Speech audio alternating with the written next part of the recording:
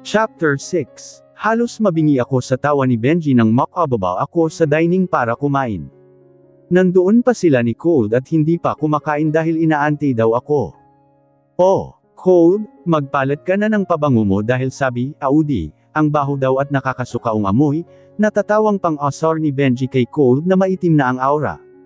Hindi ko naman sinasadya yung nangyari eh. Nadala lang ako dahil biglang nang intriga itong si Benji kaya ayon ang nasabi ko. Tumigil ka na nga, senggal ko dito sabay upo at agad na kumuha ng pagkain sa harap ko. Hindi naman din ako makalingon kay Cold dahil baka mamaya singhalan ako nito ng tingin. Halos hindi ko naman guya ang pagkain ko dahil sa kaba ay awkward ng atmosphere sa loob ng dining parang gusto ko na lang nalunukan lahat ng pagkain ko at umalis. Bigla naman ako napaubo dahil ako'y nabilaukan sa biglaang pagtayo ni Cold. Ito na rin mismo ang nag-abot sa akin ng tubig dahil si Benji ay tawa pa din ng tawa. Mamatay sana siyang tumatawa.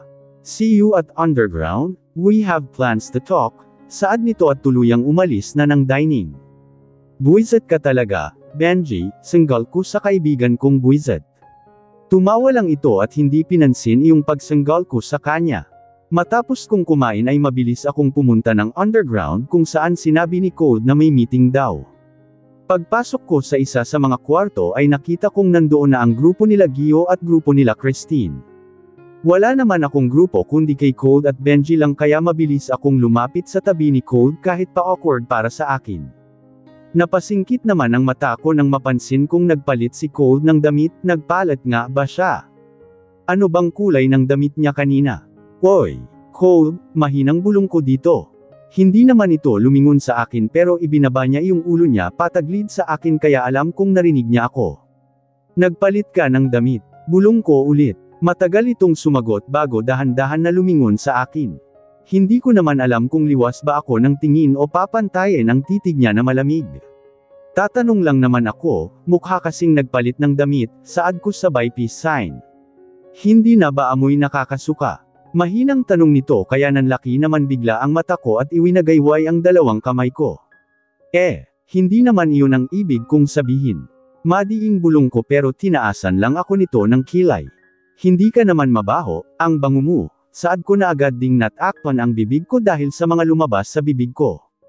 Dapat sa isip lang iyon at hindi dapat malakas.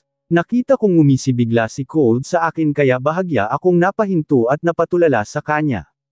Smells good ha, saad lang nito at tumingin na ulit sa harap kung saan nandoon na ang iba pang hinihintay namin. Ang gwapo ni Cold sa green yal bakit ganon?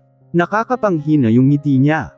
Matapos nitong tumikim ng ilang beses ay natauhan naman ako at tumingin na ulit sa mga kasama namin at nakinig na sa inihayag nitong plano. We still have 5 warehouse to raid at kailangan namin maging maingat doon dahil matitinik din pagdating sa larangan na kaya ganito ang mga iyon kaya naman napagdesisyonan ng mga nakakataas o mga nasa rank na magmanman muna bago kumilos at pasukin ang warehouse, which is lahat kami ay sang-ayon. We decided to team up na si Cold ang may gawa kaya naman ako ang partner niya na bahagyang tinutupan ni Gio. Maybe we can exchange. I'll go with Audi and you're with Christine, saad nito na ikinataas ng kilay ni Cold sabay tingin sa akin na nakikinig lang sa kanila. What if I don't agree with that? Patanong na tugon ni Cold, wala itong buhay pero mababakasan ng kaseryosohan. And why won't you agree? Pabalik naman na tanong ni Gio na nahahalato ko din na iinis. Because I don't want ta, saad ni Cold sabay ngisi. Tumahimik naman ang lahat dahil sa tensyon na namumutawi sa dalawa. Black aura is showing to both of them. And I don't want that. Hey, guys, what if ako na lang mag-isa tapos kayo na lang dalawa ang mag-tandem? Nice that's not a nice idea, Audi. You want to be caught by yourself and die? Putol na tanong ni Cold sa akin habang matalim na nakatingin kay Gio.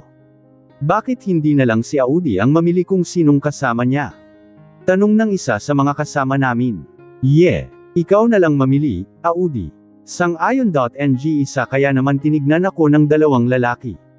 Napangiwi na lang ako at napaisip, mas kampante ako kay Cold kesa kay Gio.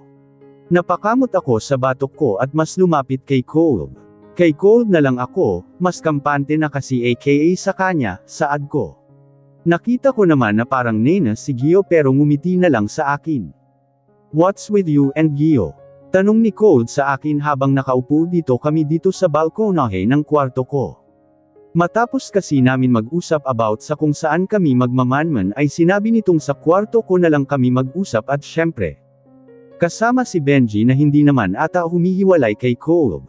At ngayon puro pagkain pang ang alam ng buwisit na ito. Wala naman, bakit? Tanong ko dito habang nagda-drawing sa notebook na kaharap ko. Then why does he insist on being with you? Umangat ang tingin ko dito na nakatingin lang pala sa malayo. Alam mo, Yellow, kung nagseselos ka, pwede mo namang sabihin hindi iyong nagtatanong ka ng nagtatanong.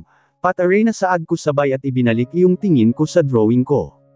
I'm not jealous. It's actually getting into my nerves, saad niya. Ano ba dinodrawing mo? Tanong nito kaya naman ipinakita ko sa kanya. Tumaas lang ang kilay nito at muling bumaling sa akin. Are you a kindergarten student? Tanong nito kaya napahampas naman ako sa kanya sa braso. Grabe ka, pinaghirapan ko iyan. Senggal ko sabay pakita kay Benji na nabulaukan dahil sa pagtawa. It's look like a flower pero walang dilig, saad ni Cole. Dehydrated na flower. Malakas na sigaw ni Benji at malakas na tumawa kaya sinapakan ko ng pagkain sa bibig.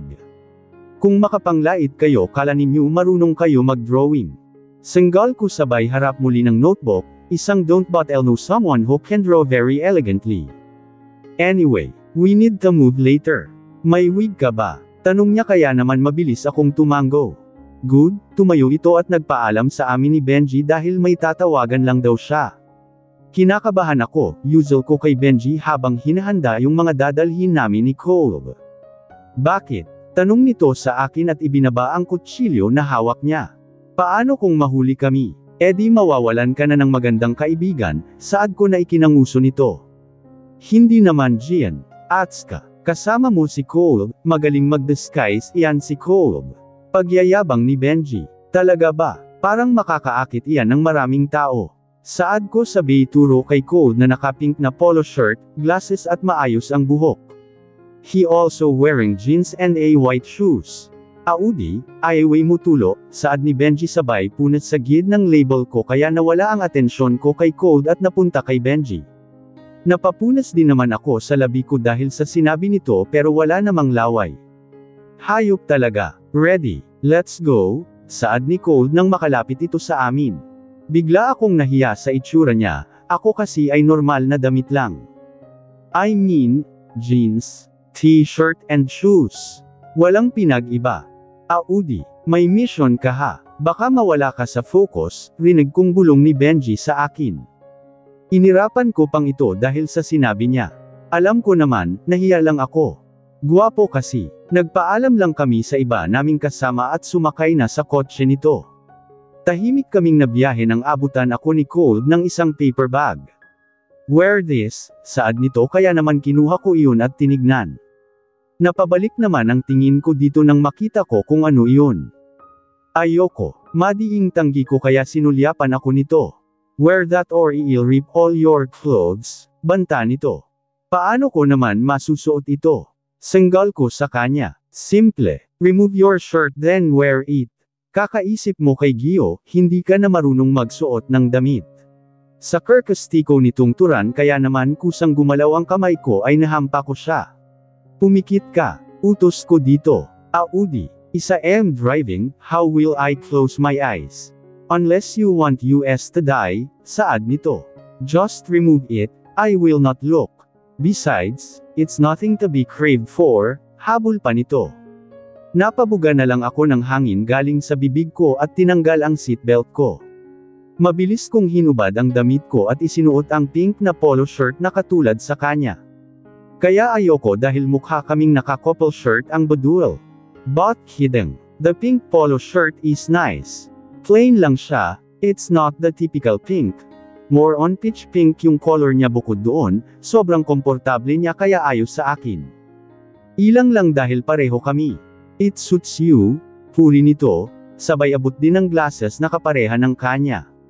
And Lim'll take back what I've said, you have a body to be craved for, habol niya kaya napalingon ako dito. Nakangisi ito na parang manyak. Cold. Sigaw ko dito na ikinatawa lang nito ng mahina. Imbes na magalit ako sa sinabi nito ay napangiti na lang ako dahil sa tawa na lumabas sa bibig niya. Creepy man na tumatawa ka pero it's good that you're laughing. Saad ko kaya napatingin ito sa akin saglit at ngumiti ng tipid bago bumalik ang mata sa harap. Your hair looks good when you just let it down. Saad niya kaya naman hindi na ako yumangal at ginawa ko na lang ang sinabi niya sabay tingin sa salamin at ngumiti, pakal ang ganda ko. Kasalukuyan pa din kaming nasa kotse ni Cold at naghahanap ng maganda magpaghihintuan ng kotse niya. Nandito kami sa isang parang public place sa Manila, hindi ako maalam dito kaya naman sunod sonoran lang ang peg ko sa kanya. Saan ba tayo papwesto? Nahihilo na ako, reklamo ko sa kanya. Tumingin lang ito sa akin bago bumalik sa paghahanap ng parking. Napanguso na lang ako at humanap na din ng parking. Hanggang sa nakakita ito sa isang gilid ng pwedeng pagparkingan.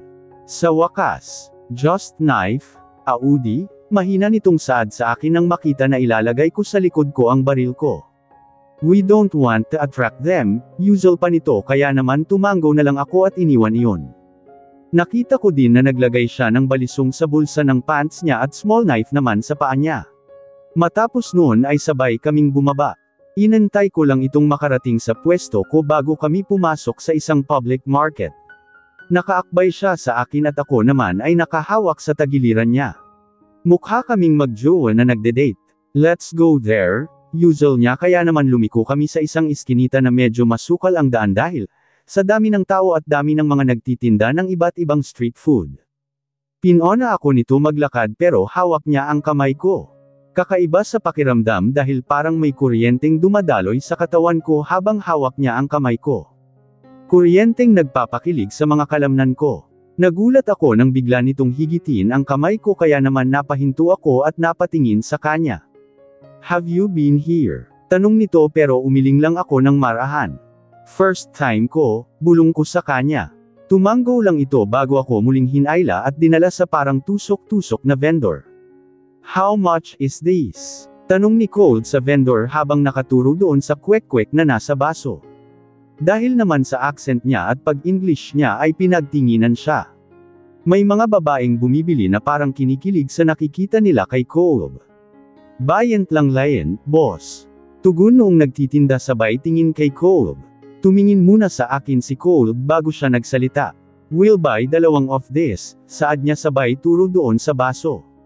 Kuha na lang kayo dyan, boss. Ginawa naman namin pareho at kumuha ng sausawan nila. Masarap yung sausawan pati na layong itlog, crunchy yung coating hindi parang tinapay. What did you call this food? Tanong niya doon sa vendor na parang akala mo ay casual lang.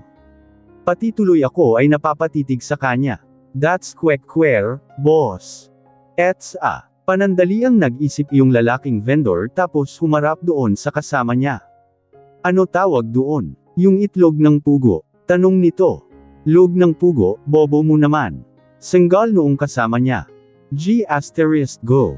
English kasi. Ganti nitong vendor tapos humarap sa akin. Nagtatagalog ka, miss. Translate mo na lang sa kasama mo, saad nito sa akin. Gusto kong matawa dahil alam naman talaga ni Cold kung ano ang sinasabi nila pero dahil undercover ka nga kaya dapat kunwari hindi alam. Humarap ako kay Cold na akala mo ay maamong tupa. It's quail egg coating with orange flour, saad ko dito na ikinatango niya. It's good. Even the vinegar, it's good. Can I have 200 pieces for this? Tanong niya kaya mas napatingin ako dito. Undercover. Hindi food trip. Loko ito. Parang nagulat naman yung lalaki at parang naka-jackpot siya. Sure, boss. Masiglang saad nito. Napatingin naman ako kay Cold na patuloy pa din kumakain ng kwek-kwek niya parang normal lang. Wala nang pinagbentahan yung vendor ng kwek-kwek dahil naka-reserve na daw sa amin. Habang hindi nakatingin yung mga nagtitinda ay lumapit ako kay Cold at bamulong. I thought we're going somewhere. Bulong ko. We are. And this is our first stop. Usual nito na parang normal lang. Gusto ko pa sana magtanong pero bigla may nagsidatingan kaya agad na nagsitibihan ang mga tao pati ang mga vendor ay bahagyang umusog. Boss, you move here. That persons will go there. Mahinang saad sa amin ng vendor ng kwek-kwek sabay turo ng nguso doon sa isa pang eskinita na parang liblib na. Bago pa kami makausog ay halos nasa tabi na namin ang mga lalaking casual ang suot pero mahahalata mong mga halang ang bituka at bukod doon amoy na amoy sa anila ang pulburang ginagamit sa mga baril. Tinitigan kami nito at hinagod ang buong katawan namin mula ulo hanggang paa. Boss, pasensya na, mga customer ko ho yan. Pinakyo itong mga tinda kong kwek-kwek, mukhang dayuhan si Sir saad ng vendor namin bago pa kami makapagsalita. Tumingin naman yung lalaking nasa unahan doon sa vendor at tinignan ang mga niluluto. Muli kami nitong tinignan at nginitian. Enjoy the Philippines, sir. Saad niya na parang nabaliw na bigla at muling lumakad palagpas sa amin pero nakatingin pa din kay sa akin. Miss, yuko ka. Baka bigla kang barilin yan, mariing bulong ng vendor na hindi ko sana susundin kaso nga lang hinawakan na ni Cold ang ulo ko. Hindi niya pinahalata na niyuko niya ako dahil umaarte lang siya. WHOR that people? Tanong ni Cole doon sa vendor matapos makaalis ng mga iyon at balik benta na ulit ang nasa paligid. Hindi pa tapos ang binili namin dahil nasa 100 pa lang ang nagagawa nito. Ah, that. People say here they are aching here. The boss miss, translate mo na lang sa kanya, usual nito bigla sa akin. Hindi ko napigil ang matawa dahil sa hirap niya. Ano ho ba ang sasabihin ko? Tanong ko dito. Maintindihan naman ni Cold kahit Tagalog Pero sa Hill nagpapanggap kami. Dapat din akong umarte. Pakisabi, yung mga tao na iyon ay parang mga minions ng hari-hari dito. Pag hindi nila nagustuhan ang tao ay kinabukasan, patay na. Makikita na lang namin dyan sa eskenita, wala ng buhay, saad niya at muling naghalo ng kwek-kwek. Sabi pa ng ilan ay sindikato ang mga iyan. Tuwing gabi nakakarinig dito ng mga malalaki at mamahalin na mga sasakyan. Minsan maaga nilang ipinapusara ang kalye na ito para sa mga transaksyon nila, sa panito. Pero ngayon ay mahina na lang. Dahil siguro takot na marinig ng ilan. Napatingin ako kat Cole. Alam niya pa na dito kami makakakuha ng sagot sa pagmamanman namin. Agad kong sinabi kay Cold ang sinabi ng lalaki para lang hindi ito maghinala kahit alam ko naman na naintindihan nito. Anong oras iyong pinakamaaga nila? Tanong ko dito. 8:00. Sarado na dito. Katulad ngayon usap-usapan na ipapasara ito ngayon ng 9:00, mukhang may mga parokyano na naman ang mga yan kaya tignan ninyo, ayos na ayos at amoy mga pulbura. Walang nagtatangkang magsumbong dahil nga takot mamatay, saad nito. Mabuti nga at kahit paano ay makakauwi ako ng maaga dahil marami ang binili ninyo. May pambigay na ako kay Mrs. Masiglang saad nito. Tumingin lang ako kay Cold na nakatingin lang din sa akin. Hindi naman din nagtagal ay natapos ang ipinaluto namin at nag-abot si Cold ng 5,000 doon sa vendor. Nako, bossing, too much this money. Saad nito. No, it's for you. Thank you for this food. And the vinegar. Just go home and eat peacefully with your family, saad nito. Ay, thank you, bossing. You're so generous. Masayang usual ng vendor na yumuyuko-yuko pa. Masayang-masaya siya na makakauwi siya at may bibiling pagkain sa pamilya niya. Umalis kami doon ni Cold at hawak kamay na bumalik sa kotse niya. Pinagbuksan lang ako nito ng kotse bago siya naman ang pumasok. Alam mo bang doon tayo makakakuha ng sagot? Tanong ko dito habang tinatanggal niya ang salamin niya. Nagulat ako nang biglang dukutin nito ang mata niya para tanggalin ang contact lenses niya. Ngayon ko lang nakita na nakakontak pala siya. I didn't know, I just purely want to eat that orange thing, saad niya. Napatango na lang ako at kinabit ang seatbelt ko. Be ready, Aude. After nating malaman ang ibang natuklasan ng mga kabilang grupo, baka ito ang unahin natin, tinig kong usual ni Cold kaya naman napatango ako. Kung isasara nila ang kalsada ng 9 PM, they might have their transaction by 11 PM, habol niya at mabilis na nagmaneho. Hindi ko alam pero bigla akong kinabahan at para may hindi magandang mangyayari, wag naman sana. Nang makabalik kami sa mansyon wala pa ang iba at mukhang kami ang naunang makauwi agad din kaming sinalubong ni Benji na nagtataka marahil dahil pareho kami ng damit hindi na kasi ako nagpalit pa ng damit dahil maayos naman ang suot ko. Bakit? Makahulugang pauna nito at tumingin sa akin mula ulo hanggang paa. Bakit ang agad niyo ata? Pag-uulit niya pero may dagdag na. Tumingin lang si Cole dito bago kinuha ang phone niya. We gather all the information we need. Saad nito kaya napatingin sa akin si Benji, tumango lang ako dito bago humarap ulit kay Cole. Tama, kaya na ngayon tayo pumunta. Baka may mga madamay bukod doon kung ngayon tayo pupunta. Double ang kakalabanin natin dahil may mga transaksyon sila.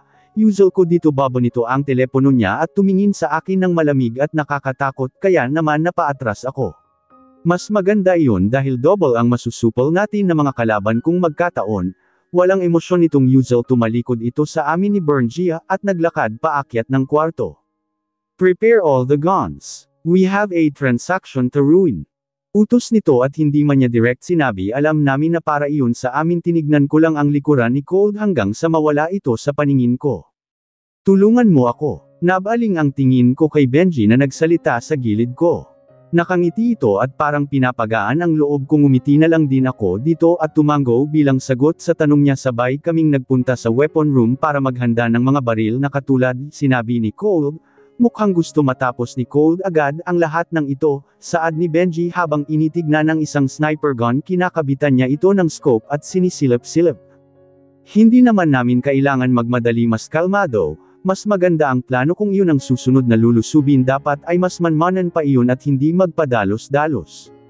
At kaya nga tayo nagkaroon ng undercover para makakuha ng impormasyon. Para sa akin kulang pa aying nakuha namin, saad ko habang naglalabas ng saloobin, para kasi sa akin ay dapat muna naming manmanan pa. Paano kung patibong lang ang mga sinabi ng vendor sa amin? Edi kami ang naubos. May point ka naman, pero bakit hindi mo sabihin kay Cole? Nasa tama ka this time at maganda na nag-iingat tayo kesa nagpapadala sa damdamin natin. Usual nito sabay baba ng baril.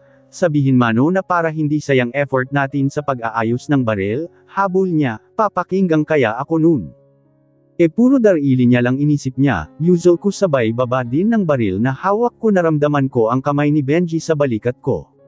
Alam mo, sa ating lahat dito, ikaw ang may kakayahang magsalita, Lay Cole, kaya naman papakinggan ka noon. Trust me, saad niya habang tinatapik-tapik ang balikat ko. Malalim akong napabuntong hininga sabay tingin sa kanya. Ligpit mo na iyan, susubukan kong kausapin si Cole, saad ko dito. Tinanggal ko ang kamay niya sa balikat ko at tumalikod, pero halos matamba ako nang makita ko si Cole na nakatayo doon at nakatingin sa amin. Pinagmasdan ko lang siya bago sinipa si Benji na pag-alit na humaip sa akin. Array naman, outs! Masa Cole, sigaw nito. Tinignan ko siya at para siyang mamamatay na bukas o mamaya dahil sa pamumutla. Cole, may sasabihin daw si Audi. Pwede na kayong mag-usap dito. Lalabas na lang ako, saad nito na may pagmamadali sa bawat salitang binibigkas. Tinaasan lang naman siya ni Cole ng kilay kaya parang mas nawalan siya ng kulay. Halos matamba siya sa kinatatayuan niya. Labas muna ako, saad nito habang dahan-daang naglalakad papunta sa pintuan, pero agad din itong natigil nang pigilan siya ni Cole. Stay, maikli nitong pahayag habang nakatingin pa din sa akin. You, follow me. Seryosong saad nito at tumalikod. Doon ko lang napansin na bitbit pala nito ang kwek-kwek na binili namin kanina. Mukhang ibibigay niya lang dapat iyon sa amin, pero narinig nito kami. Humarap ako kay Benji na hawak ang dibdib. Tama na arte. Ligpit mo na iyan, saad ko at mabilis na sumunod kay Cole. Paglabas ko ay nakita ko itong nakahinto at mukhang inaante ako. Nagtuloy ito ng lakad nang maramdaman niya akong nakasunod na. Nagpatuloy ito sa paglalakad habang ako naman ay nagpatuloy sa pagsunod. Umakyat kami ng hagdan at alam ko na kung saan kami pupunta. Sa kwarto niya pagpasok namin ay dumiretso ito sa balkonahe kung saan tanaw din ang balkonahe ko. Umupo ito sa isang bakal na upuan at inilapag ang bitbit sa lamesa. Sit down and spill, usual niya, kaya naman agad kung sinunod. Umupo ako at hindi muna nagsalita. Huminga ako ng malalim at nakailang lunok dahil bigla akong kinabahan, parang mauubusan ako ng hininga. Spill, Audil, usual niya, kaya halos naiyak ako sa kaba. Saglit lang naman. Kinabahan ako single ko dito kahit paabot-abot langit na ang kaba ko. Ano kasi, baka pwedeng wag muna tayo tumuloy ngayon. Para kasing may hindi tama, baka pwede muna natin ulit manmanan ang lugar. Paano kung marami pala sa buong paligid noon at hindi lang doon? Paano kung sinusubok lang tayo ng vendor nitong kwek-kwek kanina, edi tayo ang naubos at napahamak. Wag ko muna madalan ang lahat. Magplano muna tayo para mas makakilos tayo ng maayos sa panahon na nakatakda. Buong tapang kong paliwanag sa kanya, hindi ito sumagot, kaya naman napilitan akong tignan siya. Malayo ang tingin niya, nakadekwarto siya at prenteng nakaupo, ano kayang iniisip ng lalaking ito. Double nakatingin ako sa kanya at pinagmamasdan siya, kitang-kita ko ang pag-igting ng panga nito at mga buntong hininga niya, mukhang frustrated siya sa mga sinabi ko. Marahil naisip nito na tama ako. Fine. You're right, this time I made an impulsive decision. Saad niya kaya halos magliwanag ang mukha ko nang sabihin niyang tama ako. Sa wakas, may tinama din ako sa paningin ni Cole. Bakit ba kasi nagmamadali kang matapos ito? Tanong ko sa kanya huli na para mag-back out dahil nasabi ko na, pero medyo kinabahan na naman ako dahil parang personal masyado yung tanong, napaiwas ako ng tingin ng lingunin niya ako. Hindi ito nagsalita pero nakikita ko sa peripheral vision ko na nakatingin pa din ito sa akin. Gusto kong gumala, halos maputol ang leeg ko sa biglaang sagot nito. Ayun lang. Edi gumala ka. Senggal ko sa kanya sabay hilo sa leeg ko na parang nagka-stiff neck dahil sa biglaang paglingon ko ang sakit putik. How can if my mind is clouded with responsibilities that need to be done? Ngayon lang ako napagod at naghangad na makalabas ng walang pinoproblema, saad niya. Parang nawala naman ang sakit ng leeg ko nang marinig ko iyon galing sa kanya. Why do I feel a sudden loneliness in his voice? Bago ko pa siya matanong ay kinuha nito ang phone niya at tumipo doon bago itinapat sa tenga niya at nagsalita. Come here in my room, but before you go here, get a big bowl and big plate in the kitchen, kuha ka na din ng tinidor, bilasan mo. Utos niya sa kausap, sabay baba ng phone niya. Iska tumingin sa akin. Let's follow your cues, plan our move and wait for others. For now, let's eat this quail egg sa lungguhit, it's actually delicious, saad niya kaya hindi ko naiwasang mapatawa. Laking Amerika nga pala itong Yela na ito kaya hindi niya alam ang mga tawag sa ganito, sureness. Ang dami nito, mauubos kaya natin ito. Tanong ko sabay harap sa table, maybe yes, maybe no, buti go with the yes since I invited the hungry beast. Napakunot naman ang noo ko sa sinabi nito pero agad ding nalinawan nang bumukas ang pinto at isang malakas na sigaw ni Benji ang narinig ko. Pagkain, napatingin ako kay Cole na nagkibit balikat lang. I told you, mahinang saad nito kaya natawa ako. Akala ko talaga hindi makikinig itong lalaking yelo na ito na kumalma muna kami. Ayoko lang talaga na magpadalos-dalos this time dahil kami ang mauubos kung bigla-bigla kaming susugod sa mga kalaban namin. Bukod doon, ngayon lang ako natatakot sa mga kasama namin na baka sila mismo ang tumutok ng baril sa amin. Napatingin ako kay Cole at Benji na nagtatalo sa paglalagay ng kwek-kwek. Gusto kong matawa dahil pinapatulan talaga ni Cole si Benji sa pagiging isip bata nito. Sa ngayon sila dalawa lang talaga ang kaya kong pagkatiwalaan kaya ayokong sumugal ng walang plano. Meron kaming nalaman sa pinuntahan namin, may transaksyon daw ang minanmanan namin kanina sa isang grupong papatumabahin natin, usual nila Gio, kaya naman hindi namin naiwasan ni Cole na magtinginan. Anong grupo? Tanong ni Cole. Grupo ninyo, agad na tag-on ni Gio, mas maganda kung ngayon tayo kikilos. Mapapabilis dahil doble ang matutudes natin, habol nito. Magsasalita na sana ako nang halos lahat ng mga kasama namin ay sumang-ayon sa sinabi nito. Tama. Dalawa agad sa isang gabi. Let's follow Joe's suggestion this time, mabilis nating matatapos pag dalawa sa isang gabi. Iilan lang iyan sa narinig ko na sinundan na ng iba. Napatingin naman ako kay Cole na seryoso lang ang tingin kung kanina nila sinabi iyan, baka ngayon ay naghahanda na kami paalis, pero dahil na-convince ko na si Cole hindi na mato, fine. We will go there tonight. Walang buhay na usual Cole kaya nanlalaki ang mata kong nakatingin sa kanya. Kontre pa lang sana ako pero hindi ko na nagawa dahil nagsigawan na ang lahat. Akala ko, na-convince na kitang hindi muna tayo lulusab. Senggal ko dito. Tumingin ito sa akin na walang emosyon. They are right, dalawa sa isang gabi, matatapos agad tayo, saad niya, prepare your guns and ammos. By 10 p.m. Aalis tayo, sigaw nito at tumalikod sa akin. Nakatingin lang ako sa likod nito habang lahat ay nagsisigawan at naghahanda para mamaya. Cole, sigaw ko nang nasa hagdan na camp, akala ko titignan pa natin ulit. Paano kung patibong to? Paano kung gusto lang palang isahan tayo? Paano kung imbes na sila ang maubos natin ay tayo ang maubos? Saad ko dito pero hindi niya ako pinapansin hanggang sa nakarating kami sa ikalawang palapag. Hinawakan ko ang braso nito at buong puwersa na hinarap sa akin. Paano kung lahat tayo mamatay doon dalawa, sigaw ko sa kanya. Pakinggan mo naman ako. Nakatitig lang ito sa akin na hindi ko maunawaan ang ibig sabihin. Kung mangyari man ang iniisip mo, marahan nitong inalis ang kamay ko na nakahawak sa braso niya. Kami lang ang mamamatay as a temporary leader of this group. I order you to stay and wait for our call, saad niya at muling naglakad. Naiwan ako doon na nakatulala at pilitin na arok ang sinasabi niya. May iwan ako dito at mag-aantay ng resulta ng pagpapakamatay nila. Gago ba siya? Hindi ako papayag. Mabilis akong pumunta ng kwarto ko at nag-ante ng oras na sinabi nilang alis namin. Lumipas ang oras ay mag-umpisa na akong asikasuhin ang sarili ko. Naligo, nagbihis, at naghanda din ng gamit ko.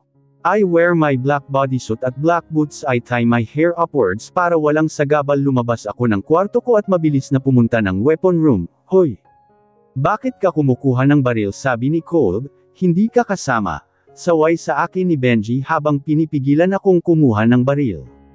Sasama ako. Isa ako sa nagmanman doon kanina kaya dapat kasama ako. Saad ko dito inilagay ko ang ibang gamit na dadalhin ko sa bag at lumabas. Alam kong nabili na sa kanila ni Cole na hindi ako sasama pero bakit hindi ako sasama? Tandang padamdam. Sila Christine nga kasama, ako hindi. That's unfair. Palabas na ako ng pintuan ng mansion nang mainto ako sa pagtawag sa akin. Isang malakas at nakakanginig ng katawan ang boses na iyon. AODIE. Dahan-dahan akong lernungon at nakita ko si Cole na masama ang mukha, binabalutan ng itim na aura. I told you. You will stay here and wait for us. Ana doon ang hindi mo maintindihan. Sigaw nito sa akin. Pinagtitinginan kami ng iilan dahil sumigaw bigla si Cole. Bakit hindi ako kasama? Isa ako sa nandoon at nakaalam ng mangyayari kaya dapat kasama ako. Usal ko dito. Know that but I still order you to stay here. It's too dangerous there, madiing saad nito. Tumawa ako ng mapakla at umirap dito. That's exactly my point. Masyadong delikado doon kaya dapat manmanan pero eto kayo at susugod doon. Delikado pala, bakit hindi natin pagplanuhan, saad ko dito. Tumitig lang ito sa akin na parang may gustong ipahiwatig sa mga titig niya. Bago pa kami magsagutan ulit ay sumingit na si Gio. Audi, you need to follow the order of Cole, we'll take care of ourselves, don't worry, saad nito kaya nabaling ang tingin ko dito. Hindi naman na ako nakasagot kay Gio dahil hinabol ko si Cole na lumabas ng bahay. Cole, isama mo na ako.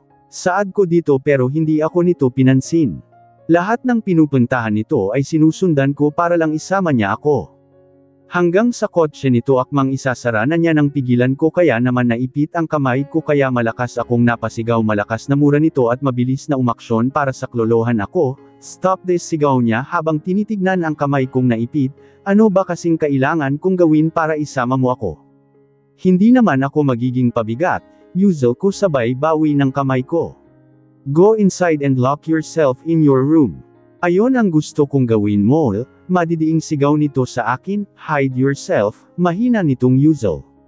Kunot ang noo ko matapos niyang sabihin yun. Matapos nitong sumigaw sa mga kasama namin na kung ayos na nag-ilan ay pwede na silang umalis, ang iba ay pwedeng gumamit ng motor, kung hindi kasya ay muli itong tumingin sa akin. Para talaga siyang may gustong sabihin pero hindi ko moari kung ano. Go inside. Madiing saad nito at muling pumasok sa kotse niya at malakas na senaryo yun. Hindi na ako muling namilit at tinignan na lang silang umalis gamit ang mga kotse. Padabog akong pumasok ng mansion, bitbit ang bag na maglalaman ng mga baril na hinanda ko. Bawat hakbang ko ay naririnig sa buong bawat. Napapatingin din sa akin ang bawat bantay ng mansion dahil nga sa paglalakad ko. Arg. Nakakainis ka talaga, Cole, maktol ko nang makapasok ako. Malakas ang tunog ng maisara ko ito. Gusto ko talagang sumama dahil iba ang pakiramdam ko. Paano kung may masamang mangyari? Pabagsak akong umupo sa higaan kaya naman napansin kong may nakalagay. Tinignan ko iyon, damit, earpiece, at letter. Tinignan ko muna ang damit, itim na hoodie at itim na jeans. Sunod kong tinignan ang earpiece at ito ang earpiece namin ni Cole. Mabilis kong kinuha ang letter at may nakasulat doon, "Hide yourself." Hindi na ako nag-aksaya ng oras at agad na nagpalit ng damit. Isinuot ko ang mga damit na iyon at inilagay sa tenga ko ang earpiece. "If ****************** King hate you." Ayon ang bungad ko sa kabilang linya. "Just hide yourself," saad niya sa malalim na tono. Copy. Mabilis kong sagot at mabilis na bumaba ng weapon room para kunin ang pang-snipe ko. "Ben," hindi ko na natuloy ang pagtawag dito nang siya mismo ang nag-abot sa akin patibag. "Completos recados. Ingat. Hide yourself," muling paalala nito sabay abot ng susi ng big bike. Mukhang kasabwat din ni Cold ang lalaking ito. Nagpaala na ako ulit dito at mabilis umalis ng mansion. "I'm here," bulong ko sa earpiece ko. Nakasuot ang hood ng hoodie na itim na SWAT ko. "Nandito ako sa lugar kung saan nagpunta sila Gio. Dito ako pinapunta ni Cole para magtanim ng mga bomba sa warehouse na ito. Kung totoo man na may transaksyon ngayon ay kakaunti lang ang tao dito. Alam daw niya na malulusutan ko ang mga iyon kaya naman dito niya ako nilagay. Now, hide yourself, parang ang bombang itatanim mo," saad niya. Ginawa ko ang sinabi niya at nagmasid muna sa mga nandoon. Umakyat ako sa puno at kinuha ang telescope ko para tignan ang nasa loob. "Cold, madaming tao dito. Tingin ko you guys need to retreat," yuzel ko habang nakatingin sa telescope ko. Hindi ako pwedeng magkamali. Ang daming tao dito. Wala akong nakikitang pagbabalak na umalis. "Cold, wag ninyo na muna ituloy. Set up yan," yuzel ko at nagmamadaling bumaba sa puno. Habang naglalakad ako ay wala akong narinig na kahit na anong tugon galing kay Cole, puro ugong lang ng sasakyan para itong magmamadali. Dahil focus ako sa pag-aantay ng sagot ni Cole, huli ko na na-realize na may dalawang lalaking nakabantay sa motorbike ko. Agad na tumutok ang baril nila sa akin kasabay ng paghinto ng kotse sa kabilang linya. Mabilis akong na-alerto ng makar. Inig ako ng putukan ng baril doon. "Kila Cole, sino ka?" Nakatutok ang baril na tanong ng nasa kaliwa. "Napadaan lang, mga boss." Naiihi na kasi ako, pagpapalusot ko pero mukhang hindi sa kanila bomb ente kaya naman ikinasa ng isa ang baril nito at muling itinutok sa akin. "Talikod, dadalhin ka namin sa warehouse."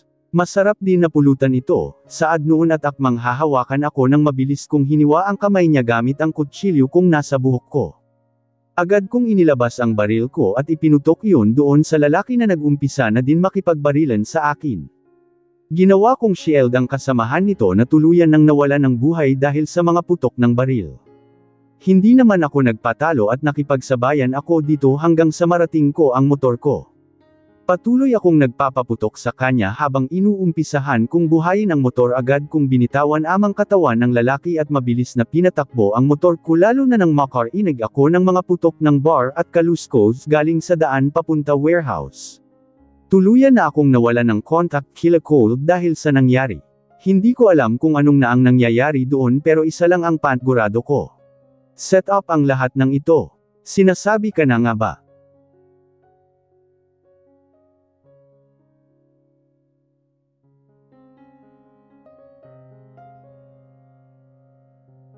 Chapter 7. Akala ko ay nakalusot na ako sa mga nakabarilan ko kanina perb, hindi pa pala dahil sa sobrang pag-iisip ko kila Cold ay hindi ko nahalata na may sumusunod pala sa akin. Kung hindi pa ako muntikang mataman ng baril ay hindi ko makikita. Katulad kanina ay hindi pa din ako nakakarinig ng kahit na anong response kay Cold.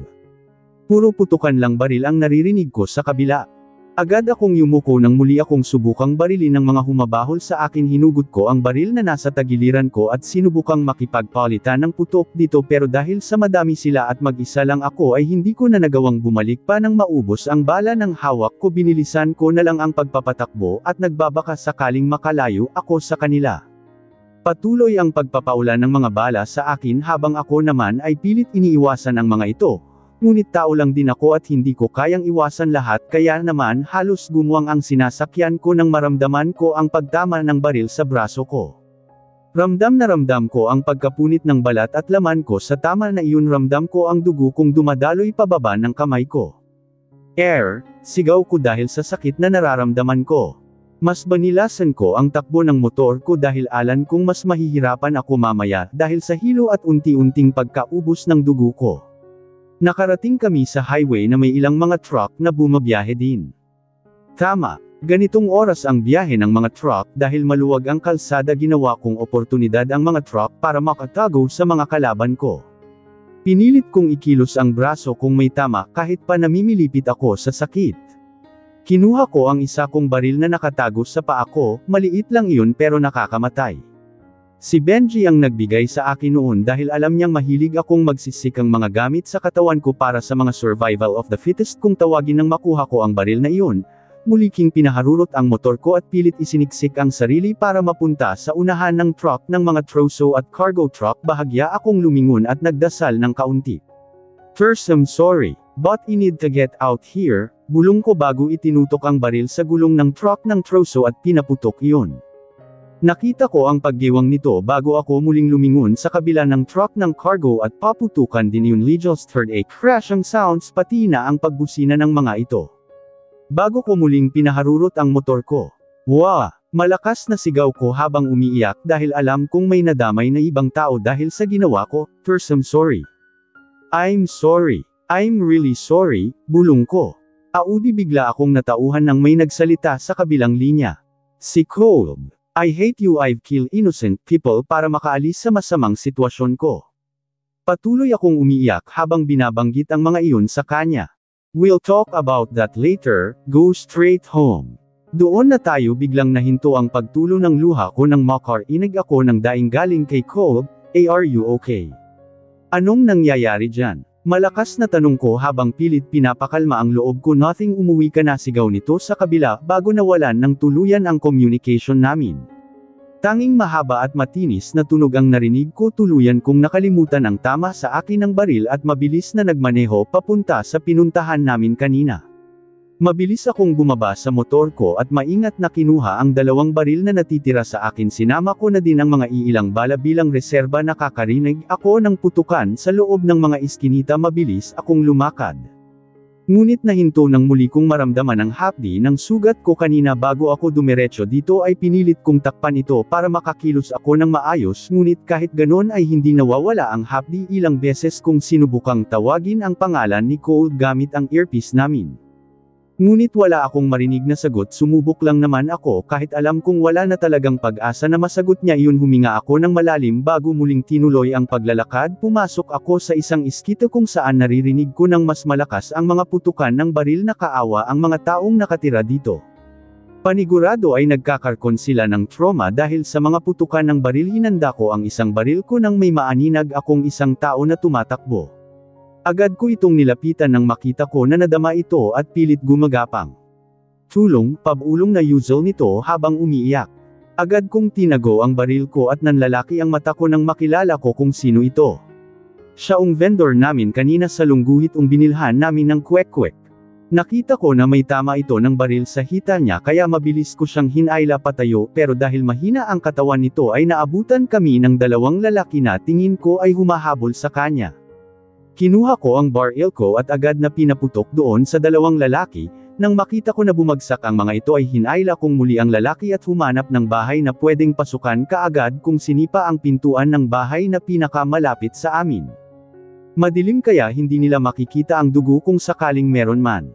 Nang mahayla at mapasok ko ang lalaki, agad kong sinara ang pinto. Madilim ngunit rinig ko ang mga hikbi ng mga taong nandoon at hindi naman ako nagkamali dahil naaninag ko ang mga ito sa gilid habang nakatago sa gilid ng aparador. Ipinikit ko ang mga mata ko habang nakasandal sa likuran ng pinto nang marinig ko ang mga yabag sa labas lamang ng pintuan na kinatataguan ko.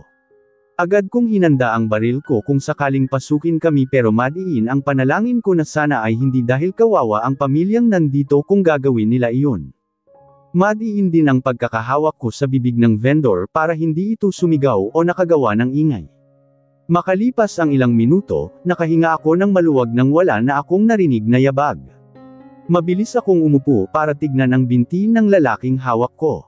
Kinuha ko ang cellphone ko para mailawan ito. Marami na ang dugong nawala pero kahit paano ay hindi naman siya mawawalan ng hininga dito.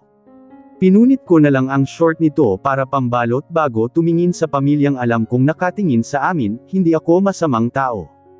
Huwag kayong matakot, kailangan nainib akong tulungan para matapalan ang sugat niya. Kailangan ko ng unan para aipak agad sa kanya para maiwasang sumigaw siya. Kailangan ko din ng alkohol at kahit anong malinis na bimpo, madiin ngunit pabulong kong saad sa kanila hindi ko gustong naglilinis ng sugat pero kung eto ang paraan para maligtas ang lalaking ito gagawin ko. Cold, wag lang mamatay dito sa setup na ito. Kundi papatayin pa kita sa isip ko, bulong ko sa isipan ko habang nakatitig pa din sa pamilya na unti-unting gumagalaw. Kabisado nila ang paligid dahil sa kanila kaya naman kahit paano ay kampante ako. Lumingon ako sa lalaking tahimik na umiiyak. Bakit ka nandoon? Mahinang tanong ko sa kanya nanginginig ang manggalabi nito bago ako sinagot nakita ko yung kasama mo kanina na kanok. Balak ko siyang pigilan papasok dahil nakita kong madaming armadong mga lalaki doon sa square, pero nagulat na lang ako ng polanan siya ng mga bala doon na agad naman niyang sinagot din ng bala. Nahihirapang saad nito. Nasaan ang lalaking sinasabi mo? Tanong ko dito. Hindi ko alam matapos ako nitong ilayo sa mga lalaking hinahabol kami, pareho kaming nataman pinatakbo niya ako sa gawin ito habang siya naman ay hindi ko na alam kung nasaan. Nang lingunin ko siya may lalaking bumaril sa kanya na ikinatumba nito, saad niya bago muling daing hindi ko na sinundan ang tanong, dahil alam kong nahihirapan na ito sa sitwasyon niya. Ka talaga, cold, angle ko sa isip ko bago kinuha ang unan na ibinigay sa akin. Sakto ding dumating ang mga sinabi ko sa kanila kaya naman inumpisahan kong gawin ang tanggalin ang bala. Kagatin mo, tisin mo para magamot ko ng maayos. Bulong ko dito na ikinatanggo nito kahit bakas ang takot inabot ko ang unan dito at nakita kong agad niya itong kinagat ilang beses akong huminga ng malalim dahil miski ako ay natatakot at kinakabahan. Kukunin ko na ang bala, saad ko dito sabay binuhusan ng alkohol ang kutsilyo ko binuhusan ko din ng alkohol ang paligid ng sugat nito kaya naman pumasag-pasag ito. Mabuti na lang at tinulungan na ako ng mga tao doon na pigilan style sinundot ko ang laman nito hanggang sa mahanap at makapa ko ang bala. Bukod sa pawis ay puno din ng luha ang mukha ko dahil sa pag-iyak nang matapos kong gamutin ang sugat nito. May sugat ka din, saad ng babae sa bahay. Doon ko lang nahalata na muling dumudugo ang braso ko, ayos lang ako, bantayan ninyo siya. Kapag sumikat na ang araw at wala nang putukan linisin ninyo ang dugo dito para hindi mahalata na may kinalaman kayo sa nangyari na iintindihan ninyo. Saad ko na tinangwan nila bago ako umalis at binalot kong muli ang braso ko para muling huminto ang dugo naglagay na din ako ng panibagong bala sa baril ko para handa ako sa anumang barilan. Kailangan kong mahanap ang mga kasama namin, lalo na si Cold. Nagpaalam ba ako sa mga ito at marahang lumabas ng bahay? Muli akong nagdahan-dahan ng lakad papasok sa square na sinasabi ng lalaki makakarinig pa din ng putukan ngunit hindi na katulad ng dati. Marahil ay nagkatagwa na sa mga bahay-bahay o kaya naman ay ubos na ang ilan dito. Malapit na ako sa square nang may biglang, mga brasong ham attack sa akin papasok ng isang bahay agad na tumutok ang baril ko dito nang bitawan niya ako. Sino ka? Madiing tanong ko dito, Audi. It's me, Gio, Cold is here too but he, unconscious dahil sa ilang tama na natamo niya, bulong niya sabay turo. Hindi ko maani nag-parry dahil sinabi niya ang pangalan ni Cold at mabilis akong lumapit sa tinuro nito. Binaba ko ang baril ko habang umuupo ako sa gilid ng lalaking nakahiga. Gusto kong buksan ang phone ko para masigurong si Cold siya pero hindi ko magawa dahil baka malagay kami sa alanganin paano ko malalaman kung si Cold ba talaga ito. Usual ko sa isip ko kinapako ang mukha nito at pinakiramdaman nandito ang matangos nitong ilong, ang makapal na kilay at ang perpektong hugis ng panga nito. Binaba ko din ang kamay ko sa dibdib niya na matipuno at sa tiyan nitong may 6 na abs. Ramdam ko din ang malagkit na basa kaya panigurado ay nandito ang tama nito, si Cold talaga ito. Bulong kong balik kay Gio. Yes. Natanggal na namin ang mga bala sa braso, hita at katawan niya pero nawalan pa din siya ng malay kailangan nating siyang maiuwi sa mansyon para magamot. Usual nito sa akin sabay tingin sa labas ng may Mara Damon kaming mga yabag bago nakarinig ng boses. Akala nila maiisahan nila tayo. Mabuti nga sa kanila at naubos sila. Saad ng mga iyon at malalakas na tumawa. Akmang tatayo ako nang maramdaman ko ang hawak ni Gio. Naaninag ko itong umiling at parang sinasabing wag na akong pumatol babalikan ko kayo. Babalikan namin kayo. Bulong ko sa isip ko habang pinapakalma ang seri ko. Muli akong tumingin sa tabi ko bago ibinaba ang ulo ko at itinapat sa ulo nito. Ikaw ba talaga si Cold? Bakit nawalan ka ng malay? Tanong ko bago ibinaba ng tuluyan ang labi ko sa labi niya. Nang malapat ang labi ko ay doon ko napatunayan na si Cold nga ang nakahiga. Nandoon ang pakiramdam ng bilis ng tibok ng puso ko na nagsusumigaw ng pangalan ni Cold. Umayos alo ng upo at kinapa ang bulsa nito paniguradong nandito ang susi ng kotse niya. Hindi naman ako nagkamali dahil nandoon yun kaya mabilis kong kinuha at tinignan si Gio na nakatingin din pala sa akin. Buhatin mano si Cold at aalis tayo dito pag kumalma na ang mga nasa labas. Saad ko na ikinatango lang nito habang seryosong nakatingin sa akin may kung ano sa mata niya pero hindi ko na iyon inisip dahil muli kong itinuon ang atensyon kay Cole. What happened to him? Bungad na tanong ni Benji sa amin tang makapasok kami ng mansyon habang buhat ni Gio si Cole. Madami kaming nakaalis doon pero kalahati ang halos nalagas sa amin, sabi ng iba ay patay na ang mga ito. Halos lahat ng natira ay mga bagong mukha sa akin pero kahit ano pa man ay masaya akong may natira sa amin. Ang iba ay may mga kakaunting tama, ang iba naman ay mga galos lang. Tinignan ako ni Benji na nagtatanong pa din ang mga mata. Hindi ko alam, usual ko at mabilis na sinundan si Gio papunta sa basement kung saan nandoon ang mga gamit panggamot. Ako na dyan, Gio. Saad ko at mabilis silang nilapitan. You also need free medical assistance, magpagamot ka muna kay Benji. Saad nito habang pinupunit ang damit ni Cole. Okay la, Audi. I'm good here. Just go and do what I say. Sigaw nito sa akin habang nakasalubong ang kilay. Wala akong gagawing iba sa boyfriend mo, habol niya pa na ikinitok ako. Anong boyfriend? Hindi ko boyfriend si Cole, pagtatanggol ko sa sarili ko. Huminto naman ito saglit sa ginagawa niya tapos ay padas Cole na humarap sa akin. Then why did you kiss him? Why are you so concerned about him? Tandang padamdam. Why are you there? Tell me, pasigaw niyang saad. Tinitigan ako nito mata sa mata at parang may gustong sabihin na hindi ko maipaliwanag kaya ako na ang mag-iwas ng tingin. Hindi ko din naman alam kung anong isasagot ko sa tanong niya. Bakit ko nga ba hinalikan si Cole? Para lang naman sana malaman kung si Cole iyon pero bakit sa paghalik? Bakit? Forget about what L asked, go. Ipagamot mo yang tama mo, ako na ang bahala kay Cole, saad niya at tumalkad na sa akin at muling humarap kay Cole na wala pa din malay. Hindi na kao nakipagtalo dahil ginugulo din ako ng tanong niya. Sakto namang pagtalikod ko ay siyang dating ni Benji, we need to treat your wounds. Saad nito na parang kinakabahan pero nangungusap ang mga mata. Alam kong mereng tanong na bumabagabag sa kanya kaya naman tumango ako dito at manuling nilingon si Cole na natatakpan ni Gio. Marahan na akong inilalayan, Benji, papuntang kwarto ko dahil doon na daw niya ako gagamutan. Habang paakyat kami ng kwarto ko ay hindi ko maiwasang tignan ang mga kasama namin na mga nakaupo sa sofa at parang wala lang sa kanila ang mga nangyari at mga nawala sa amin. Napansin ata nila na nakatingin ako sa kanila kaya naman taas noo silang bumalik ng tingin sa akin. Panandalian akong huminto para sana tanungin sila dahil hindi ko matansya ang ginagawa nila. Our group lost lots of men yet they look so happy. B, don't say a word, let's go. Bulong sa akin ni Benji at hinayla na ako paakyat. Kahit ganon ay hindi ko inalis ang tingin ko sa mga kasama namin na bumalik lang sa pag-uusap. Bakit hindi mo ako hinayaan na magsalita sa kanila? Tanong ko kay Benji nang makapasok na kami ng kwarto ko. Huwag mo nang abalahin ang sarili mo sa kanila, they don't care at all.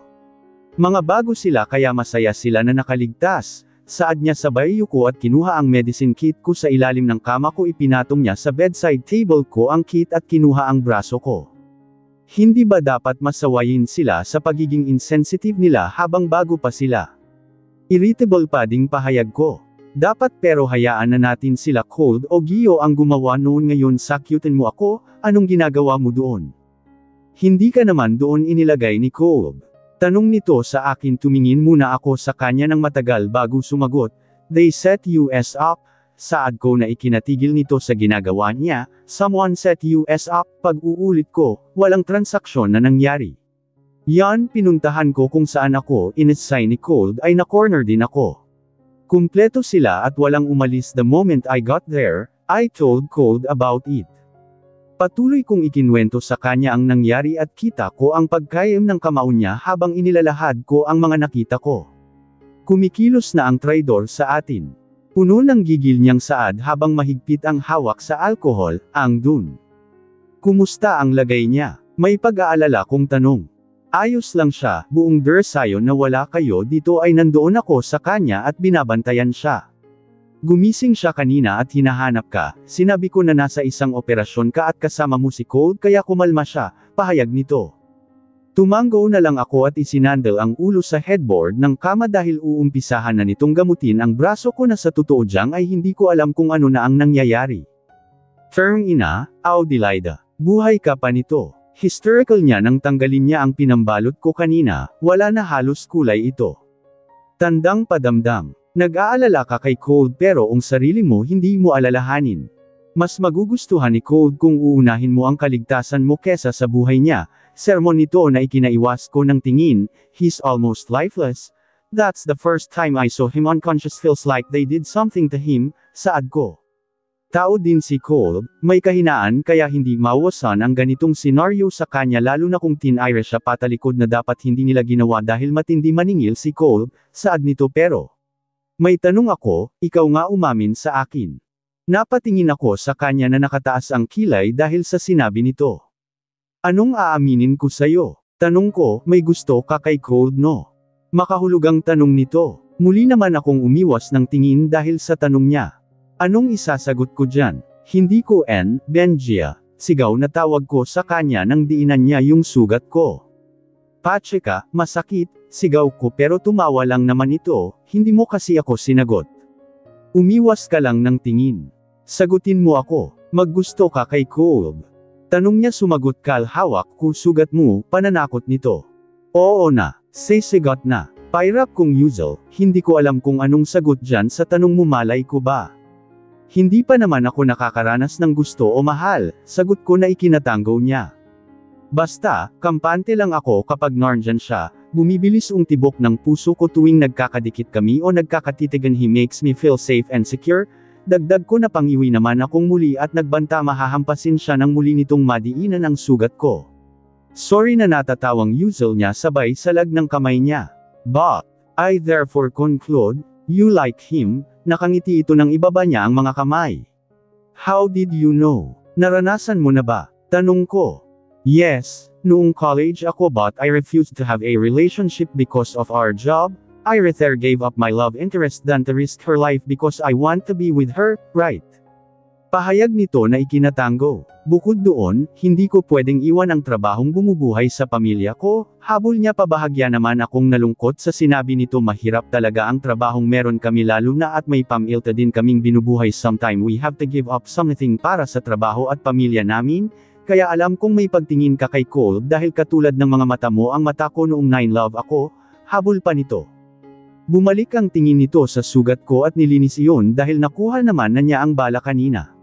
Kasalukuyan na niyang binabalot ang sugat ko nang sabay kaming napatingin sa pintuan nang bumukas iyon alam kong pareho kaming nagulat ni Benji dahil sa pumasok. Marahan itong naglakad papunta sa amin at parang isang malamig na yelo ang dumating ramdam ko ang pagtaas ng mga buhok ko sa katawan dahil sa napakalamig bitong presensya. Bakit biglang mas lumala ang pagiging malamig niya? Bakit parang hindi siya si Cold na kausap ko kagabi marahil dahil sa gulat kaya kusang tumayo si Benji sa pagkakaupo niya sa upuan nito sa tabi ng kama ko at marahan na lumipat sa isa pang gilid umupo ito doon sa upuan ni Benji kanina at tumitig sa akin bago tumingin sa sugat kung hindi pa maayos ang bandage gumalaw ito na pitang wala lang sa kanya ang mga sugat at tama niya ng baril punong-puno siya ng bandages. Parang ibinalot na sa kanya iyon siya na ang nagpatuloy sa ginagawa ni Benji kanina kaya naman hindi ko na napigil ang magtanong, anong ginagawa mo dito? Nauutol kong tanong. Checking on you? Malamig nitong tugon habang seryosong binabalutan ang sugat ko, okay lang naman ako, ikaw ang dap asterisk, person god? Putol nito sa akin kaya hindi na ako nagsalita pa at tumingin na lang kay Benji na umiling sa akin turns down, don't force yourself to make a move. Saad niya at tumalikod ito sa amnan ni Benji at naglakad papuntang pintuan akala ko ay tuloy-tuloy na siyang lalabas pero huminto ito saglit. This is the first time I'll care for someone that is not blood related, so you two listen carefully. Don't die. Guard up and go with flow. The traitor is moving and seizing US salungguhit. I trust the two of you and don't want this fight to end with one of you dead. Makahulugang saad niya bago binuksan ang pintuan at lumabas. Naiwan kaming dalawa doon ni Benji na tulala at walang magsasalita. Pawang pareho naming prinoproseso ang sinabi nito. He knows who the traitor is. He knows. Damn. She asterisk the nose. Bulong pero may gigil na saad ni Benji matapos ang tagpuan na iyon. Ako naman ay nanlarnig at gustong maiyak dahil sa narinig ko ayokong mamatay. Paano sila nanay? Benji. Ki asterisk tang ina ka, huwag kang mamatay. Umiyak kong usual kay Benji na huminto bigla sa pagbulong niya, huwag lang mamatay. Hal ulit ko na ikinatawa nito. Umakyat ito sa kama ko at mahigpit akong niyakap. Walang mamatay. Sila ang mamatay, saad niya kaya naman nakiyakap na din ako pero agad din kaming napahiwalay nang bumukas ang pinto at pumasok muli si Cold na nakatingin ng diretso kay Benji. Malamig lang ang tingin nito sa kanya pero parang pati ako ay ramdam ang takot kay Cold. Comfort lang, saad ni Benji at mabilis na yumais sa kama ko na hindi enlulubayan ng tingin ni Cold na akala mo ay may mga blade na lumalabas dito.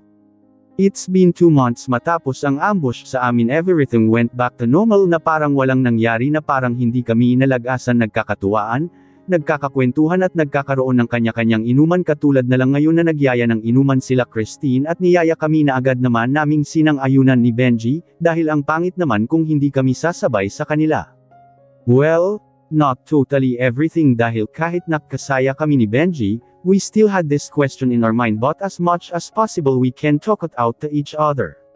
Napatingin ako sa isang sulok nang mapansin ko ang pagtitig ng isang taong 2 buwan na simula nang hindi ko ulit ito nakakausap pati ang malamig at nakakatakot nitong aura ay bumalik na at wala na halos kumakausap sa kanya. Since that day, Cal became distant to me and to Benji maybe because he knows who the traitor is. And he doesn't want US to get involved in it or maybe he is just thinking of plans on how to get rid of that animal. I want to smile at him and be near to him but every time I try he immediately walks out causing my heart to clench. That's why I didn't bother to do it again. Agad itong umiwas ng tingin sa akin na ikinitak ako kaya naman napatingin ako sa likod ko at nakita ko si Gio na papalapit sa akin kung si Cold ay naging distant sa akin. Si Gio naman ay hindi matigil kalalapit pakiramdam ko he wants something booty can't judge him but also I can't let my guard down. Drink. Tanong nito sa akin na ikinilang ko sabay taas ng juice na hawak ko tipid na maitong umitisa na siyang ginawa ko na lang din umupo ito sa tabi ko na inalisan ni Benji dahil may gagawin lang daw siya sabi ko nga sasama ako pero humindi siya at magstay na lang daw ako.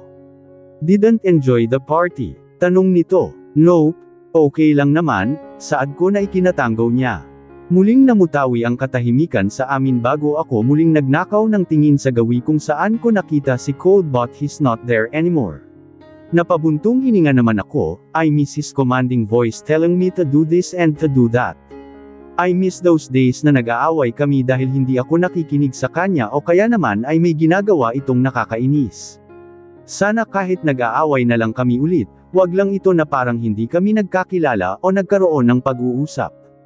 Nang lumalim na ang gabi at napansin kong hindi na ako binal ika ni Benji ay agad na akong nagpaalam kila Gio na aakyat na dahil inaantok naman na ako. Mabuti na lang at hindi nila ako pinigilan kaya mabilis akong nakaakyat ng kwarto ko at sinigurong naka-double lock ang pintuan matapos noon ay mabilis akong pumasok ng banyo para makapaglinis ng katawan ko at makapagpahinga. Bukas ay pupuntahan ko si Don Marcelino at ako ang magtutlak sa kanya para makapaglibot siya dito sa mansion matapos kong maligo. Mabilis akong umakyat ng kama ko para sana makatulog na nang may biglang kumatok sa pitsyuan ng kwarto ko. Sino iyan? Bukas na tayo mag-usap, usual ko at muling ipinikit ang mata. Wala akong narinig na kung ano pa kaya naman hinayaan ko na lang at ginawang komportable ang sarili ko. Malapit na ako sa katotohanan ng pagtulog ko nang bigla muling kumatok ang nasa labas kaya naman napasigaw ako ng malakas sabay kuha ng baril ko sa ilalim ng kama ko at mabilis na biyuksan iyon. Ano bang problema mo? Tanong ko sabay tutok ng baril ko nang mabuksan iyon. Hindi na ako nag-aksaya na tignan kung sino ang nandoon basta binuksan ko na lang, get inside. Nagulat at para naman nagising ang diwa ko nang marinig ko ang malamig na boses ni Cold habang hawak ang kamay kong may baril. Mabilis ako nitong hinayla papasok ng kwarto bago pa ako makapagsalita. Anong problema mo? Tanong ko dito nang makapasok kami naglakad lang ito nang mabilis papunta sa terrace at mabilis na isinara ang pinto doon pati na ang kurtina, tapos noon ay mabilis itong naglakad papalapit sa akin at nila ako papuntang bathroom na ikinagulat ko, "Cole, sira ka ba?" Pigil ko sabay kuha ng kamay ko sa kanya. Kita ko naman ang pagkadisgusto sa mukha nito pero pinigilan lang niyang magsalita at menace. Pinakatitigan ko ito bago siya kumilos at titulak ako sa pader na nasa likod ko dahil sa gulat ay hindi ko na nagawang yumangal lalo na nang ilapat niya ang kamay niya sa magkabilang gilid ng ulo ko.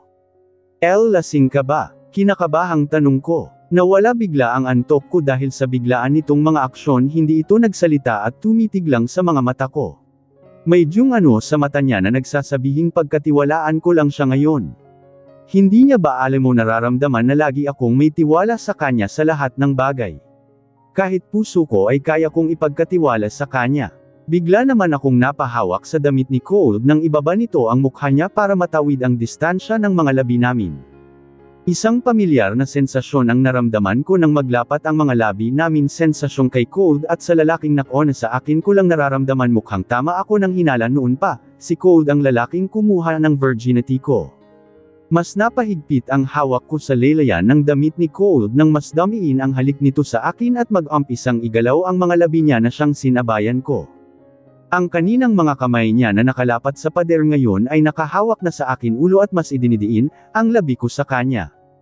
Nalalasahan ko na ang laway nitong may kakaunting lasang alak na tinatalo ang lasang mint ng labi nito. Halos maubos ang hininga ko matapos nitong higupin ang labi ko bago pakawalan. He rested his forehead against mine and looked seriously into my eyes while both of us were panting. He cupped my cheeks with both of his hands and planted a soft small kiss to my lips again. "Please stay away from Gio," saad ni Tuti, "don't want to kill because of this fate-king jealousy." Habol niya, napakagat lang naman ako sa labi ko para pigilan ang ngiti ko dahil sa pagiging open nito. 2 buwan na niya akong hindi kinakausap tapos bigla siyang lalapit at manghahalik dahil nagseselos niya. "That's so unlike you, Yellow. Usual ko na may halong pang-aasar. It irritates me so much. Audi, so stop teasing me," saad niya habang nakatingin pa din sa mukha ko. "And stop biting your lips. Pakiramdam ko inaakit mo akong halikan ka ulit." Malamig nitong saad kaya napairap ako bigla, walang kaemosyon. Emosyon, kakainis. "Wait, are you confessing to me, Yellow?" Tanong ko dito, namisi lang naman ito bago muling bumaba ang mukha at bigyan ng 2 halik ang labi ko. Pinakawalan nito ang mukha ko at hinimas ang buhok ko nang hindi sinasagot ang tanong ko. "Yellow," tawag ko dito dahil wala siyang sinasabi.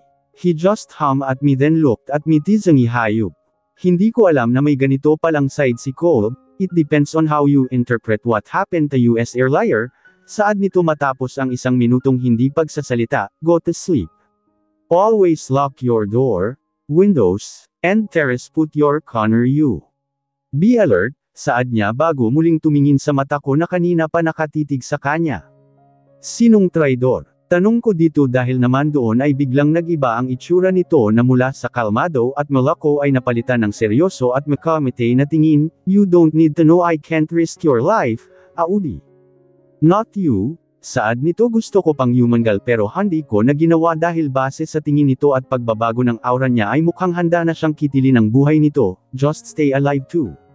Baka ako ang sinasabihan mo ng ganun pero ikaw naman ang mangiiwan sa atin nila Benji," saad ko sabay nguso. Narinig ko naman itong tumawa ng panadahan bago inangat muli ang mukha ko para maangat sa kanya. "Just stay alive and don't think about you as think of yourself, okay?" Usual nito at wala naman ako sa sarili kong napatango. "Good.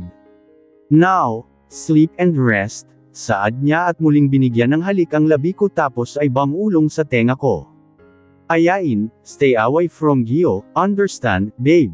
Usual niya muli. Sa pangalawang mangkakataon ay napatulala ako at kusang napatango. Nagpauling halik na lang ito sa noo at ulo ko bago ako binitawan at naglakad palabas ng kwarto ko habang ako ay patuloy na nakatulala doon at parang nabato dahil sa sinabi nito at tinawag sa akin ako. "Babe, he didn't say it directly but he confessed to me, right? Yellow, paano ako makakaulog kung etong puso ko ay pinadagungdong mo? Walang hiya ka." Mahinang angle o sampintuan kung saan lumabas si Cole kinabukasan, ramdam ko ang puyat at kakulangan sa tulog dahil sa nangyari sa amin ni Cold kagabi. Nagising pa din ako ng maaga dahil nga pangako ko yun para ilabas si Don Marcelino at ngayon nga ay ginagawa ko na. Thadia, mukhang puyat ka, usual nito nang makaupo kami sa isa sa mga upuan dito sa garden. Opo, hindi lang ako nakatulog ng maayos kagabi dahil sa kakaisip po, kila mama, saad ko na ikinatango nito. Inabit nito ang kamay ko at hinimas-himas, alam kong namimiss mo na sila at gusto mo na ulit sila makasama kaya naman kaunting panahon na lang, saad niya na may pilit ng ngiti sa labi. Sa totoo lang, hindi ko alam kung umaayos ba ang kalagayan ni Don Marcelino o lumalala dahil ilang beses na itong inatake sa puso na ne-revive lang din agad kaya ang dati nitong matipunong katawan ay unti-unti na ding nawawala. Pakiramdam ko nga ay malapit na din akong iwan ng itinuturing kong lolo sa buhay. Katulad ng sinabi ko noon, ni minsan ay hindi ako itinuring na iba ng Don, lagi ako nitong itinuturing na anak. Salamat po pero kayo ho muna ang isipin natin, magpagaling pa ho kayo magpa-firing pa tayo di ba? Biro ko dito na ikinatawa nito ng mahina habang tumatango-tango. We stayed there until the sun rays hit us. At nang makaramdam na kami ng hapdi sa balat ay ibinalik ko na ito sa loob. Habang naglalakad naman kami papunta loob ay nagulat ako nang biglang nalaglag ang kamay and Don Marcelino kaya huminto ako panandalian at tinignan ito at halos lumabas ang mga mata ko dahil sa gulat at pag-aalala. Lang beses ko itong niyugyug ngunit hindi ito gumigising kaya naman isa-isa nang tumutulo ang luha ko at wala na akong magawa kundi ang sumigaw at humingi ng tulong. Cold, cold, makas na sigaw ko habang umiiyak at pilit ginigising si Don Marcelino. Patuloy ako sa pagsigaw ng pangalan ni Cold habang umiiyak. Lo, mahinang tawag ko dito sabay tingin sa lalaking salubong ang kilay pero puno nga pag-aalala. Kasunod nito sila Benji at ang iba pang kasama namin. Cold, tawag ko sa kanya nang makalapit ito. Hindi siya nagsalita pero agad na binuhat ang matardang parang lantang gulay dahil sa walang malay. Sumunod ka, utos niya sa akin na siyang ginawa ko. Mabilis kaming umakyat sa kwarto nito at agad siyang hinaga. Tutulong sana ang nurse na naka-assign kay Lolo pero tumigil ito ng sigawan soya ni Cold. Don't f-king touch. Lolo Lino or I kill you. Madiingusal nito sabay sulyap sa nurse ni Lolo. Kita ko naman sa nurse ni Lolo na halos manginig ang katawan nito at mabilis na tumakbo palabas. Nang makalabas ang nurse, doon ako tinignan ni Cold. Lock the door, babe please. Saad niya this time mahinahon. Mabilis ko yung sinunod iyon nilak ko ang pinto at muling bumalik sa higaan kung saan kinakapapa din ni Cold ang palso ni Lolo. Don't die, Lolo? Not like Lolo, Clisel? Rinig kong bulong niya sabay punit ng damit ni Lolo Lino.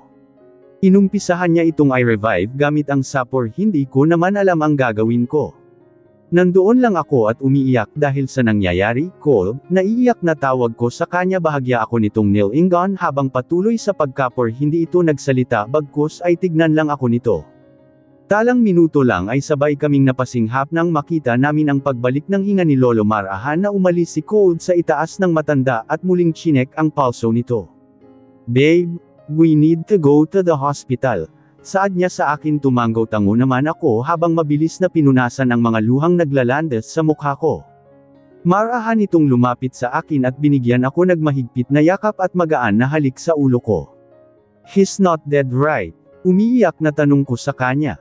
He's not but we need to go to the hospital. Can you drive? Tahong nito sa akin. Bahagya akong lumayo at matapang na tumanggaw sa kanya. Kakayanin, saad ko at muling sinulyapan si Lolo bago tumingin sa kanya. Nakatitig lang ito sa akin at pilit na ina-erek ang iniisip ko. Let's go, mahinang saad ko. Go get my keys in my room. Utos niya na mabilis kong tinanguan palabas na ako nang bigla nito akong hinawakan sa kamay. Are you Audilida? Tanong niya na ikinakunot ng noo ko. Bakit mo tinatanong? Malumanay kong sagot, just answer me. Tumanggo lang naman ako bilang sagot sa tanong niya. Kita ko ang pagkapikit ng mga mata niya kung paano ang mga pilag mata nito na mahaba at nagtagpo pati na ang buga nito ng malalim na hinga. Nagdilatito ng mata at tumin sa gai ni Lolo. Found it saad niya sabay tingin muli sa akin. Get the keys, babe. Bedside table on my right. Saad niya. Tumanggo na lang ako sa kanya dahil hindi ko maintindihan ang iba nitong sinabi pero dahil naalala ko na dapat akong magmadali ay agad na akong tumalikod. Pagbukas ko ng pinto ay nandoon sina Benji, Gio, Christine, at ang nurse na pinalabas ni Cold agad naman na lumapit si Gio sa akin at tinanong ako, anong nangyari? Bakit pinalabas ni Cold yung nurse ni Don Marcelino? Dapat Soya yung nandoon, mas alam ni Cold ang gagawin kesa dyan sa nurse na iyan, putol ni Benji kay Gio kaya naman bigla siyang hinarap nito. Key asterisk tang ina ka. Noong nakaraan ka pa ha, anong problema mo? Sobrang tiwala mo dyan kay Cold, na paghahataan na tuta ka ng G asterisk go tumahimik nga kayo. Kung magpapatayan kayo, wag dito. Hindi kayo nakakatulong, sigaw ko sa kanila. Mabilis ko silang nilagpasan dahil kailangan kong bilisan ang kilos dahil kailangan naming pumunta ng hospital ni Cold para madala si Lolo doon. Hindi ko alam kung bakit ako tinatanong ni Cold about sa pangalan ko, pero isa lang ang malinaw sa akin, hinahanap niya ako, pero bakit kaya? Nang makarating ako ng kwarto ni Cold ay agad ko kong binuksan iyon at hinanap ang susi ng kotse niya. Nang makuha ko ay agad akong bumalik sa kwarto ni Lolo Lino at hindi ko nagustuhan ang nakita ko.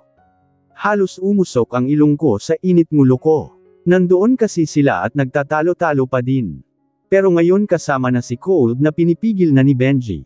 Akmang susugod si Gio ng sandok kay Cold nang mabilis akong hamarang sa gitna kaya naman sa akin dumaplis ang kamao niya at kahit daplis lang iyon ay ramdam ko ang bigat at lakas nun kaya naman napatagil pa din ang ulo ko bahagya turn anal. Rinig kong mura ni Cold na mabilis kong pinigil dahil ramdam ko napapatay siya ng tao sa pagkakamura niya. Cold. Let's go. Saad ko at sumulyap sa kanya. Tama nga ako, napapatay siya dahil nakabunot na agad ang baril nito sa tagiliran niya. Cold, salungguhit si Don Marcelino, marahang pigil ko dito. Tumingin naman ito sa akin at pinagmasdan ang mukha ko.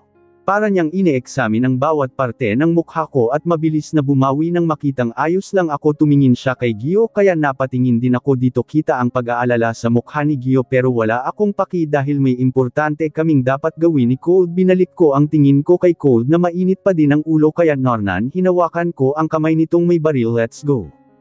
Tama na kasi, pag-uulit ko sa kanya. Bahagyang nagtadges ang bagang nito bago padabog na ibinalik ang baril niya sa tagiliran niya at bumuga ng sobrang lalim na hinga. Car keys? Tanong ento sa akin pero hindi tumitingin. Ako na magdadrive, buhatin mo na lang si Don Marcelino. Saad ko at mabilis na hinayla siya papasok ng kwarto. Ayokong kapag iniwan ko siya doon ay may gawin siyang ibabi kaya naman ay bigla siyang suntukin ni G. Audi. I'm sorry. Agad akong napahinto nang marinig ko ang paghingi ng pasensya ni Gio sa akin. Ska na tayo mag-usap, Gio, sa ngayon mas may kailangan kaming pagtuunan ng pansin at hindi ikaw yun o ang issue ninyo ni Cold.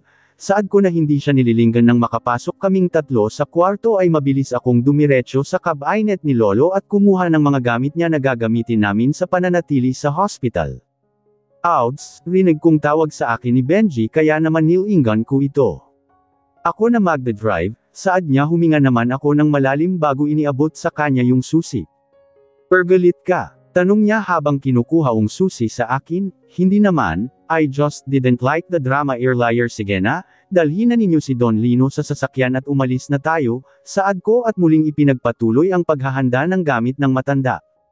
Matapos ko doon ay lumabas na din ako at rukhang inaante ako nitong dalawang ito bago sila pumunta doon. Terena. Saad ko at naunang lumabas sa kanila. Nang lumabas kami ay nandoon pa din sila Gio sa labas at nag-aabang sa amin pero hindi ko na sila pinansin at nagdirdiretso na lang palabas. I'll be honest with you, Miss, but the patient is not in good condition and I know you all knew that. Saad ng doktor na tumitingin kay Lolo. Marahan naman akong tumango bilang pagsang-ayon sa kanya. Marami pa itong sinabi sa amin na mga sakit nito kaya halos ganun na ang itsura niya. Nagpaalam na diin ito at sinabing babalikan kami makalipas ang ilang oras. Tinignan ko si Lolo at nakakaawa ang dati nitong katawan na hindi mo makikitaan ng pagkatanda pero ngayon ay ibang-iba na mukha na siyang lantang gulay na. May mga tubo ang bibig at ilong para tulungan siyang huminga. Hindi na magtatagal ang Don, tama. Malungkot na tanong ni Benji na tinanguan ko, kung hindi ngayon, bukas o sa susunod na araw ay pwede na Soy ang kunin sa atin. Usual ko at pabagsak na umupo sa tabi ni Cold na agad akong inalalayan. I felt pain in my chest thinking of the near death of Lolo. Sa tagal-tagal na niya sa aking pinapatawag iyon ay ngayon ko lang naisip ang sabihin ngayon kung kalan kaunting oras na lang ang natitira sa kanya. Wala sa sarili ko akong napahilig sa dibdib ni Cold na siyang tinanggap naman agad ako. Umiyak lang ako doon nang umiyak at hindi nagsasalita. Katulad ng sabi ko noon, hindi ako nakaramdam ng pagmamaltrato ni Don Marcelino bagkus itinuring ako nitong isang pamilya na hindi niya ginagawa sa iba kaya naman masakit sa akin na mawala siya. Tumayo siyang lolo ko kahit pa hindi kami magkamag-anak, nasa ganun posisyon kami nang biglang may kumatok sa pintuan kaya naman si Benji ang nagbukas noon bumungad sa amin ang isang lalaking nakasalamin at mukhang abogado ang datingan. David, tawag dito ni Cold kaya napahiwalay ako dito ay tumingin sa kanya, you know him. Tanong ko dito, yes has a friend, babe, saad niya bago pinunasan ang luha ko at binigyan ako ng halik sa noo. Isali just talk to him and we will talk about what happened earlier. Seryosong yuzel niya matapos ang halik sa akin tumanggo lang ako sa kanya bago siya tumingin kay Benji na nakatulala lang sa amin, guard up and don't idle. Focus. Once na may nangyari kay Audi, ikaw ang isusunod ko sa list ng papatayin ko. Banta niya dito muli itong tumingin sa akin at ibinababa ang mukha para mahalikan ako sa labi. Babe, may halik sa labi at yamakap. Anong meron? Saad bigla ni Benji nang makaalis si Cole. Tamad ko itong tinignan at umiling, walang kami, ayon ang sagot ko sabay tingin kay Don Marcelino. Kinakabahan ako, bulaslas ko para may ba ang usapan namin, kahit ako, tugon niya pakiramdam ko, hindi aksidente ang nangyayari, habol niya na siyang ikinatango ko. Pareho tayo, pero hindi naman tayo makakilos dahil hindi natin alam kung anong nangyayari. Tama ka dyan, pakiramdam ko ay nasa loob na ng mansyon ang traidor at hawak nito si Cole, mabilis akong napatingin dahil sa sinabi niya. Kahit si Cole ay hindi makakilos dahil kung alam na niya kung sino ay noon pa niya pinatay pero dahil may alas sa kanya iyon ay hindi niya magawang kumilos, paliwanag nit. May punto si Benji, mukhang malakas ang kalaban namin pero, mukhang ikaw ang panakot ng kalaban natin kay Cole, biglang bulaslas nito na ikinagulat ko. Siguro kaya ka inilalayo ni Cole sa kanya dahil ikaw ang hawak nun o panlaban kay Cole, habol niya. Pero kung ikaw, bakit kanya ngayon nilalapitan? Tanong niya, magsasalita pa lang sana ako ng baygay ang tumunog ang machine na nakakonekta kay Lolo, Shitty, no. Sabay na sigaw namin ni Benji mabilis siyang lumabas para tumawag ng assistant habang ako naman ay mabilis na lumapit kay Lolo Lino at hinawakan ang kamay nito. Napabitaw ako nang may ham attack sa akin at mahigpit akong niyakap may mga sumulpot na nurse at doktor at pilit na nire-revive ang wala ng malay na matanda. Cold iyak ko sa kanya, siya yun lang ang narinig ko sa kanya bago biglang mandilim ang paningin ko at unti-unting hinahatak ng kawalan ng huling naalala ko na lang ay ang pagbanggit ng doktoy ng time of death ng matandang itinuring kong pamilya sa loob ng maraming taon.